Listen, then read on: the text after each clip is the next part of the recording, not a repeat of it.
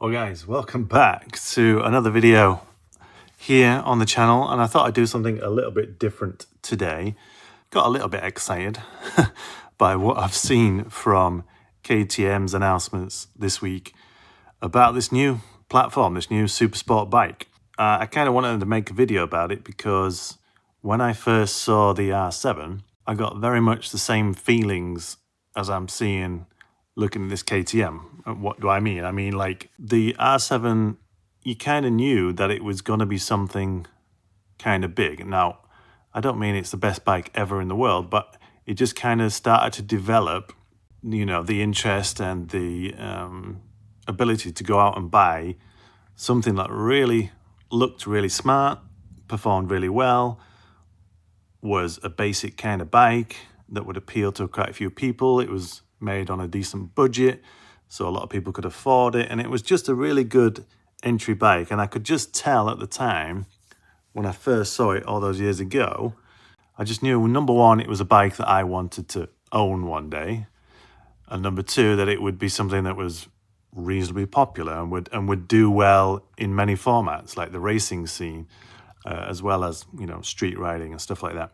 Of course, there are other bikes like this KTM that are coming along in this super sport area, like the R9.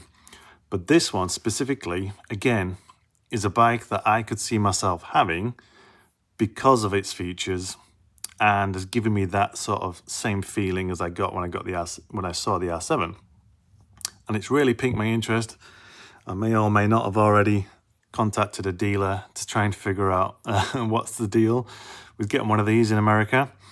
But let's just have a little bit of a look through it. So, I mean, look, first of all, looking at the bike itself, it's got that MotoGP-esque-ness to it, hasn't it? There's a lot of bikes out there with the winglets and everything, but there's not many things that are looking like they've just stepped off the MotoGP grid. And this bike in particular at least has a lot of those elements to it. I just thought we'd have a quick look through it and see what I've picked out. So here we go. We've got Danny Pedrosa giving his own MotoGP legacy to this bike. And it is a street bike. You can see the headlight right there. There is a race version coming, but this is the street version.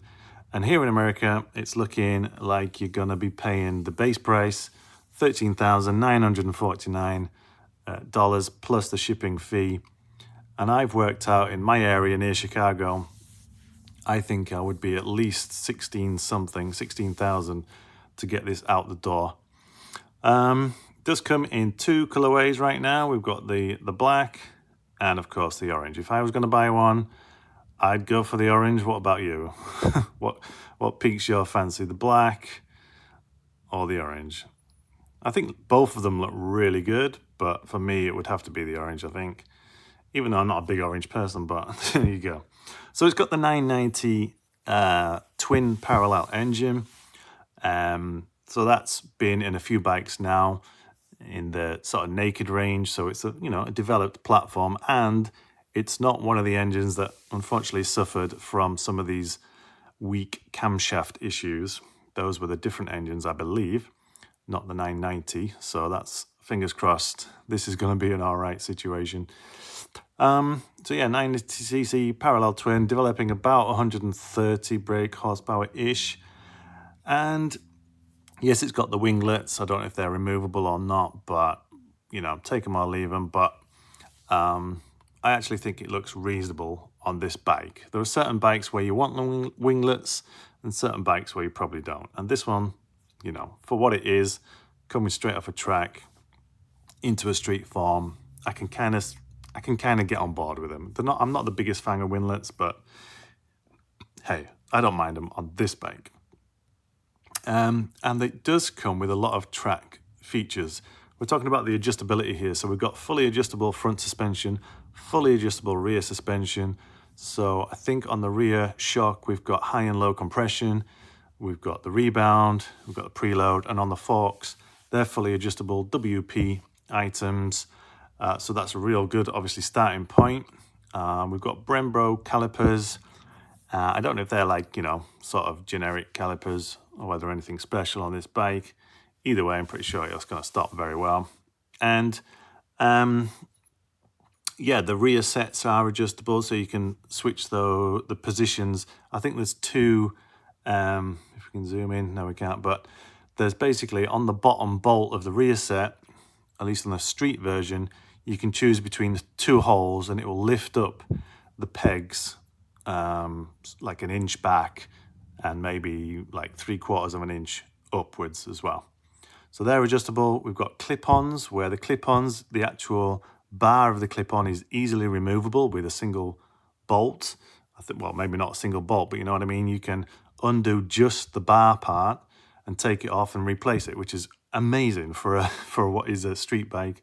Again, at this price point, we've got adjustable levers, so clutch and brake adjustable position, which is great. And yeah, it just looks so good, and you can tell it's been designed with the track in mind or racing in mind. We've got that nice tank there, which has got like various different angles and things to it, so you can get your body around the tank and get your knees dug in or in the right places. And from what I'm hearing already from press release is that it's a good bike. You know, it's roomy, it's got space for the bigger rider as well as the shorter rider. It's got quite a tall seat height, which is to be expected on a sports bike like this. So yeah, a lot of things are looking good really for this, and I'd love to go and sit on one. So there you can see the talk about the clip-on handlebars, the adjustable pegs there. And yeah, I just don't know. I just got this feeling about this bike that it's gonna, you know, it's not like a shake-up of the industry or anything like that, but it's one of those bikes that comes along and just does things differently, and I'm excited to see it. I'm sure we're going to see a lot on the track. It's going to be in that super sport category like the R9. It's a bit more expensive, probably, I don't know, I think it's in the region of $1,500 more, maybe, depends where you get your R9s from or what prices you get them from. But very interesting to see what this will do. And of course, I presume we're going to see this on like the World Supersport stage and in the paddocks around, you know, national circuits. I'm sure there'll be ways in which this is going to slot into the Supersport categories around the world. I believe you can adjust the gear shift straight into GP shift if you want to, with an easy switch over as well. So it's all of these kind of things that for someone who's track orientated, likes to do a bit of racing, a bit of track daying, it's one of those bikes that just slots in, and it's great to see somebody doing bikes like this at this price point. And it's just really, really, like I say, it's just great to see, and I'm very excited to see it. I hear there's a few coming into the country. The dealer that I spoke to said they've got 2 coming in, one in orange, one in black, and they've already received some deposits. So it's exciting times, guys. I'd love to know what you think. If you've got some thoughts on this, please share away. And for me, it's just very exciting to see.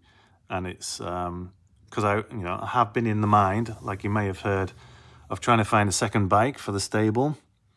And this is right up there. It's just gone straight to the top of my list. Whether or not I can actually make it happen is a completely different story. But, you know, I'm going to probe and see what we can do. It would be so exciting to get this into the garage and start to have a play with it. But, yeah, great to see. Quick video for you. I know I've been away for a little bit, and we will get back to the R7 and some jobs on there. But I thought I'd make this quick video and see what your thoughts are about it. Let us know in the comments. Bye for now.